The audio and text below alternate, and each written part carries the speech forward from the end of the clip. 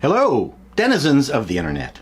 Famous and popular tech YouTuber John Rettinger just released an interesting video. The premise of it is, what if Apple had gone bankrupt? What if Steve Jobs had never returned? I think it's a very interesting idea. It's a great little video, so go see it. I'll leave the link below, but I think it missed a whole lot of very important stuff, and I'm just going to fill in some of the blanks. I'm also going to take a much more methodical approach.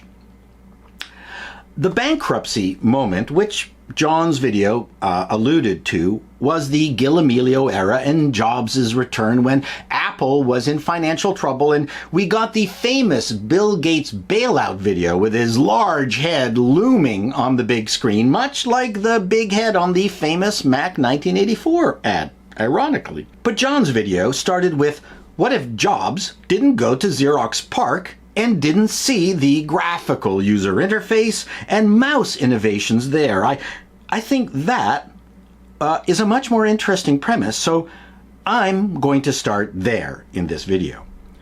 Here's my methodology. First, I'll present the Apple innovation, not invention. Don't give me a hard time. Then I'll talk about whether it would have happened regardless of Apple's existence. And finally, I'll speculate what it might look like today. I look forward to reading your alternate thoughts and predictions in the comments section. This should be fun. First of all, I want to cover Apple's most lasting innovation, which I think was their true genius. They were the enemy of capitalism. Yes, you heard me right. Well, let me explain.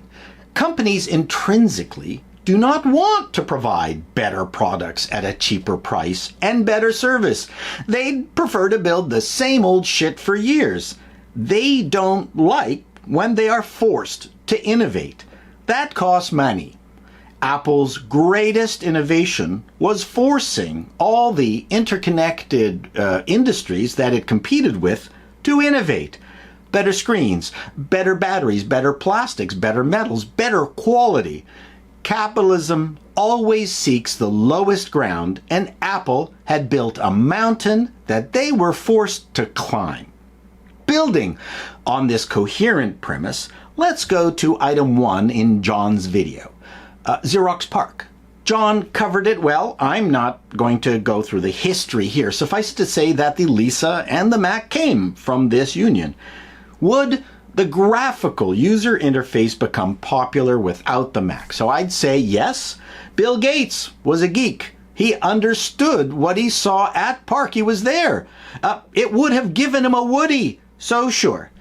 Also, would Xerox have done a better job of marketing the Alto? I don't think so. They couldn't even market it after the Mac popularized the concept of a GUI.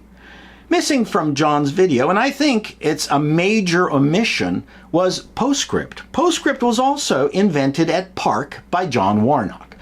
Jobs was fired from Apple in part because he built a crazy $6,000 laser printer based on PostScript. Personally, I think the PostScript laser printer was the greatest Apple invention of all time, but I will leave that to another video and another argument. Now, would PostScript have been popularized? What about the desktop publishing revolution it spawned? HP and Xerox had their own competing page description languages. PostScript did an end run around them because of Jobs. I'm going to say that PostScript would have been dead in the water. And while desktop publishing would still have been invented, I would think that it would have been much later, and we'd still be dealing with competing page description languages. Finally, no PostScript, no Adobe. Think about that. I'd also like to add that Ethernet was also invented at PARC. Very clever dudes there. Next, the iPod iTunes revolution. So my addition is that it forced the labels to come to grips with piracy and DRM. Companies hate their customers. That's why the studios and record labels invented DRM. And Apple forced them to, well, at least it's the audio one. The labels were in limbo for a decade. This eventually evolved into online services, personal cloud, finally streaming, which ironically Apple was late to the game with, but returned control to the labels who no longer had to make CDs and distribute them and now pay artists only pennies for streaming. But would all of this streaming and Netflix exist on personal devices? I don't think so. Maybe the audio stuff. Well, but because they'd be available only on your cable boxes. That's what the big companies would want. I just want to briefly touch on laptop computers. Apple forced the competition to build better laptops. They hated Apple for that. Next up was, of course, the iPhone. But here's its biggest innovation that no one talks about.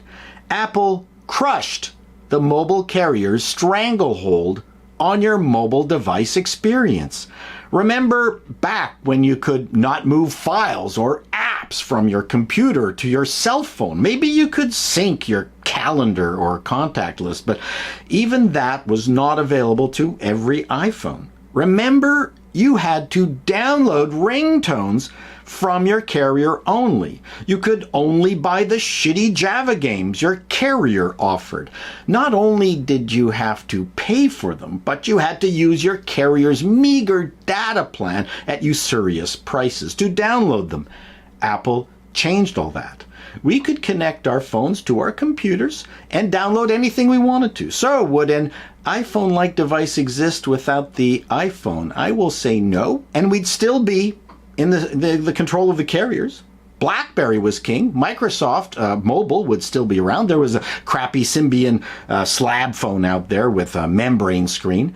I think phones now would be a business tool with some consumer experience, but certainly not the capacitive touch scrolling, media consuming, casual game, social media experience we have now. BlackBerry's raison d'etre was its long battery life, and I will have a video on why Apple and how Apple killed BlackBerry sometime soon.